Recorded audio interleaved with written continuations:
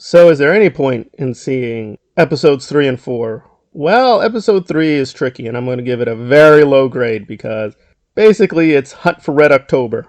And I'm not joking. Once you see it, understand it, you'll be like, wow, they really ripped that off. They do add a bit of a twist with some enhanced interrogation and I guess an Iraqi allegory, but yeah, it was insanely lazy and just almost nothing really happened. Yeah, episode 3 was a little bit rough. Episode 4 at least had some better action. It moved along better, but so far it does seem like Secret Invasion is a bit like elevator music. It's just something to put on while you're doing something else. So if you want to watch this while doing laundry and or preparing food, then this is the show for that. So let's get into it. The good stuff, bad stuff. Well, probably Emilia Clarke is the best part so far in these two episodes. I mean, again, Samuel L. Jackson is fine, but we're not really doing anything new. If you're completely new to the spy genre, you're going to like these episodes a lot. But if you've seen a little bit of Jason Bourne, even a little bit of James Bond, you will be like, this is very dated. They're not really improving on anything.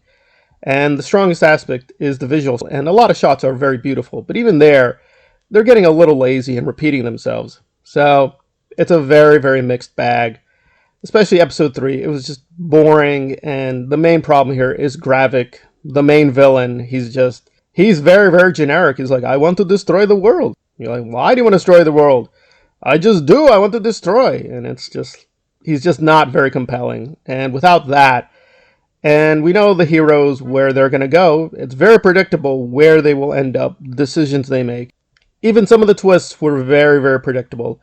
Episode 3 was fairly boring. You do want to see it in terms of the plot, but you don't really have to pay attention. It was very, very... It was rough. That one was rough. But episode 4 at least gave you a few good twists, and some of the Easter eggs, I think, were powerful. However, the Easter eggs don't really make a whole lot of sense when you think it through. If you know the comics, and we're just talking very basic knowledge. You don't have to read every single Marvel comic. You'll be like, you go one of two ways. Either this is a very clever way of tying everything together in the MCU, or this is really stretching things. And I'm going with the stretching things interpretation.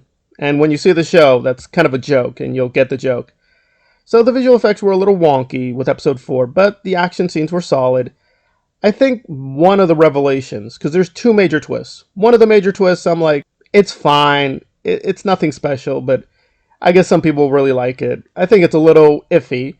And the second major twist was really stupid. I saw that coming a mile away, and I'm like, that still doesn't make any sense because of Fury's reaction. We have to kind of pretend that Fury is not as experienced as we think he is.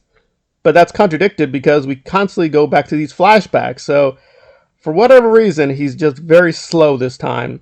We don't know why he's slow. He's just very slow to put things together. So, some very mediocre episodes. I'm going to have to give episode 3 a 5 out of 10. It wasn't horrible, but it was pretty boring and pointless. Episode 4 was stronger. It's sort of 6.25, 6.5. So we're not really moving out of the 6 out of 10 zone. Do I recommend seeing this? Yeah, but don't pay attention. Just play some music, do laundry, just do something else.